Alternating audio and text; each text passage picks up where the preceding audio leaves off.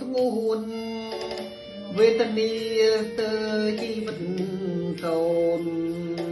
តើអូននាងចាំបានទេ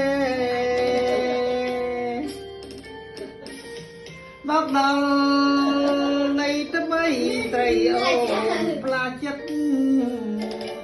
ដោយពួងក្បាលពីក្បត់ផាត់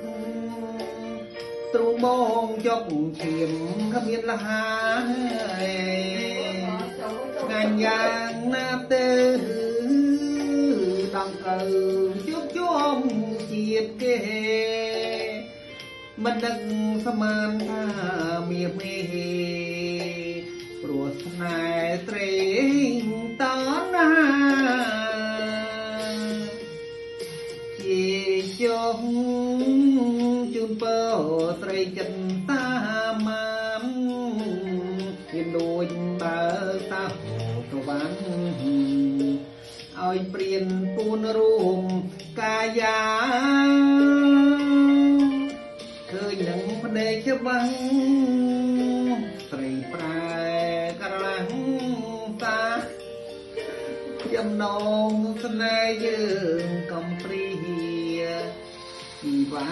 ស្រ័យក្បត់បំពៀននៅមុខចៅក្រមស្រីខំបំភ្លៃដល់ស្រ័យចោលព្រំចារីផុតភ័យពីតនកម្មបានតើចង់បងលីបងងារនៅឲ្យតុកសាន